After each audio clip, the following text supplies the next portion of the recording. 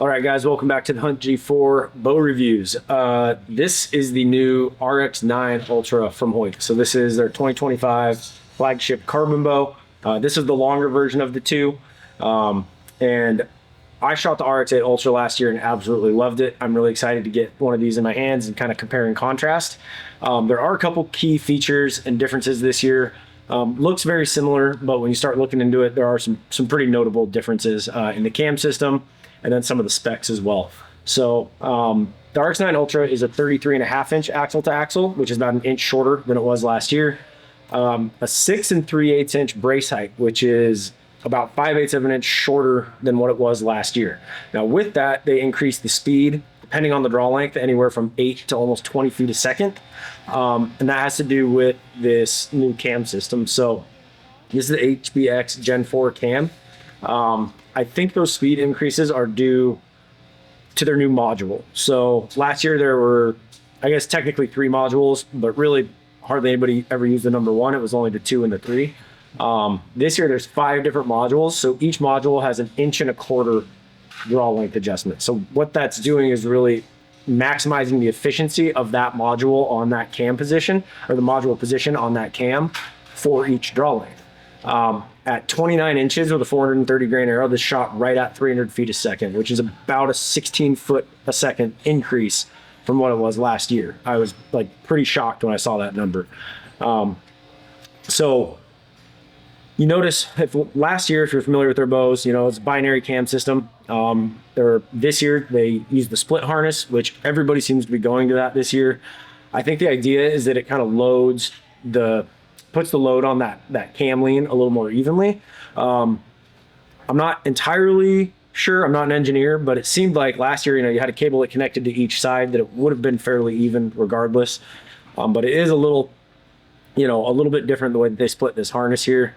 I don't know, again, if that has anything to do with the speed increase, but the cam does look a little more bare bones, which maybe just lightening that cam up a little bit helps with that speed. You still have the ability to go between an 85, 80, or 75% draw length with your hard and extra hard settings here. And I don't personally feel a big difference, but if I swap the draw stop here, top and bottom, I can go from a hard back wall to an extra hard. And essentially all it's doing is changing where that draw stop hits on this cable. So on the extra hard setting, it's going to hit closer to the axle. So there's just less give in the cable up here, which gives it that little bit harder feel. But it's a great feeling bow. Shooting it, it's incredibly smooth, incredibly quiet. I think the performance increase, although it does have a little more reflex geometry to the riser by almost an inch, I don't know how much you're going to see that on target in terms of forgiveness. I shot my RX-8 Ultra extremely well. It had great speeds for being a 7-inch brace height bow. But for your average guy, I have a 30.25 inch draw length, so speed is never an issue. If you're a 27.5, 28.5 inch draw length, this bow will allow you to shoot that longer to axle platform without sacrificing the speed like you have had to in a lot of other bows. You can get in a 40 to 80 pound peak weight. Last year, I thought these bows drew extremely, extremely smooth. So there's just, like I said, it looks very similar, but there are some pretty key differences there. They still have the shim system, although right out of the box, this literally shot, now granted it's a whisker biscuit on there, but it shot darn near a perfect bullet hole. So maybe with this new split harness here, we're not going to see the need to shim that cam as aggressively one direction or the other.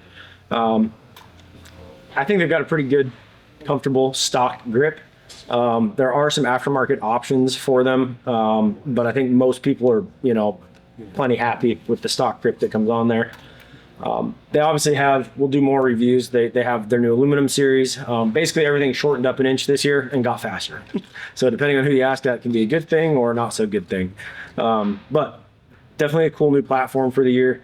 I'm excited to get mine and try it. This one's obviously right-handed. I'm a left-handed shooter, so while I can get an okay feel for the bow, I'm not really going to be able to put it through its paces until I get mine and set it up fully and really stretch out the distance and see if I notice any difference in forgiveness with that little bit shorter brace height and riser design.